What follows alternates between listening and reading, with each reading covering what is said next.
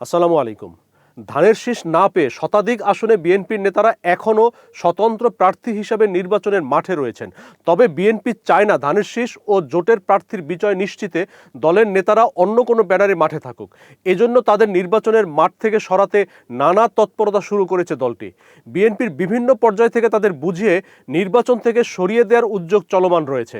BNP কি সত্যিই পারছে তাদের বিদ্রোহী প্রার্থীদের নির্বাচন থেকে সরাতে? এ নিয়েই আজকের বিশেষ প্রতিবেদন। সাথে আছি আমি মোস্তাফিজুর রহমান। বিদ্রোহী প্রার্থীদের নানাভাবে বুঝিয়ে এবং ভবিষ্যতে মূল্যায়নের আশ্বাস দিয়ে নির্বাচনের মাঠ থেকে সরানোর চেষ্টা করছে বিএনপি। দলের চেয়ারম্যান নিজেই দলের মনোনীত প্রার্থীর বিরুদ্ধে দাঁড়িয়ে যাওয়া স্বতন্ত্র প্রার্থীদের সাথে কথা বলা শুরু করেছেন। ইতোমধ্যে বেশ কয়েকজন প্রার্থী নির্বাচনের মাঠ থেকে সরে দাঁড়ানোর ঘোষণাও দিয়েছেন। তবে শতাধিক আসনে দৃঢ়ভাবে দাঁড়িয়ে থাকা প্রার্থীদের সবাইকে শেষ পর্যন্ত সরানো যাবে কি না তা নিয়ে সংশয় রয়েছে। শরিকদের সাথে আসন সমঝোতার ভিত্তিতে আসন্ন ত্রয়োদশ জাতীয় সংসদ নির্বাচনে অংশগ্রহণ করছে বিএনপি চায় না ধানের শীষ ও জোটের প্রার্থীর বিজয় নিশ্চিতে দলের নেতারা অন্য কোনো ব্যানারে মাঠে থাকুক।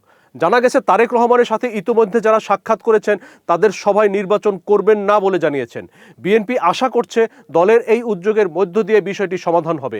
এজন্য মনোনয়নপত্র প্রত্যাহারের শেষ দিন আগামী 20 জানুয়ারি পর্যন্ত অপেক্ষা করবে দলটি। দলীয় সিদ্ধান্ত অমান্য করে স্বতন্ত্র প্রার্থী হওয়া নেতাদের বিদ্রোহী হিসাবে দেখছে বিএনপি।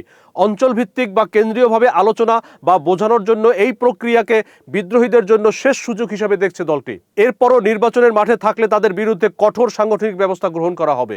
এরই মধ্যে দলীয় সিদ্ধান্ত অমান্য করে প্রার্থী হওয়ার অভিযোগে 10 জনকে বহিষ্কার করা হয়েছে। বিএনপি মনে করছে বিদ্রোহী প্রার্থীদের কঠোরভাবে নিয়ন্ত্রণে আনতে পারলে ভোটের মাঠে তাদের অবস্থান আরও শক্তিশালী হবে।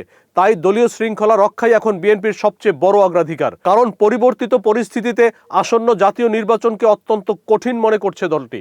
মোস্তাফিজুর রহমান, নয়াদিগন্ত।